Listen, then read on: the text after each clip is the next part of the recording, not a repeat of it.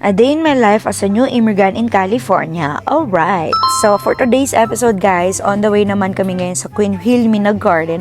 Ang ganda dito guys, mala European ang atake. May flowers. May flowers ulit. At madaming flowers. At may maganda. Na medyo kumat. Alright. Grabe guys, parang nasa Baguio lang.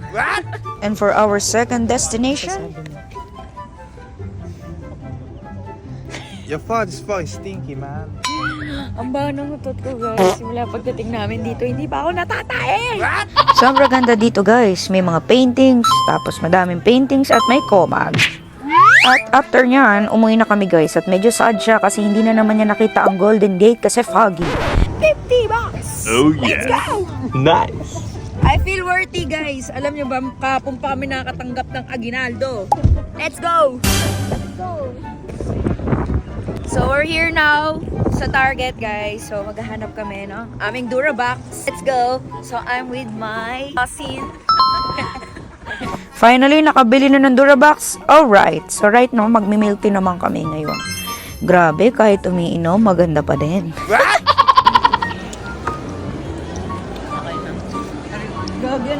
Next destination, Costco. Parang ang dami na namin napuntahang mall ngayon, guys. Parang ito yung yung hassle dito. Kasi 'di ba sa Pilipinas, yung mall, andun na lahat ng kailangan mo eh, hardware, grocery. Dito kasi hiwa-hiwalay yung pangangailangan mo eh. Kagaya nito, bumili lang kami ng drinks, pumunta pa kami sa Target kanina kasi dito wala. So, ayun, yun lang yung napansin ko. Tell me you're Filipino without telling me you're Filipino. Free taste is life. Ang ina pang 5 na ata na namin to guys. What? Dinala yung pagiging garapal sa US. Gustong yarn? Mga nag-aabang. What? Kasi empty pa siya guys. After Costco, pauwi na rin kami guys. Sabi niyo summer dito guys.